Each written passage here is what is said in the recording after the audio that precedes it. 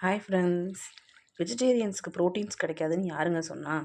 எவ்வளோ ப்ரோட்டீன்ஸ்னு பாருங்கள். இந்த மிக்ஸில் சன்னா, க்ரீன் கிராம், சோளம், வெள்ளைச்சோளம், மஞ்சளில் இருக்க மக்காச்சோளம், கருப்பு கொண்டக்கடலை, கம்பு எல்லாம் சேர்த்து ஊற வச்சு ஒரு 12 ஹார்ஸ் நல்லா ஊற வச்சு ட்ரைன் பண்ணி கொஞ்சம் வரமிளகா, பூண்டு போட்டு அரைச்சி மிக்சியில் அரைச்சிக்கலாம், இல்லைன்னா கிரைண்டரில் அரைச்சிக்கலாம். ஃப்ரிட்ஜில் ஸ்டோர் பண்ணி வச்சிட்டிங்கன்னா ஹை ப்ரோட்டீன் ரிச் தோசா.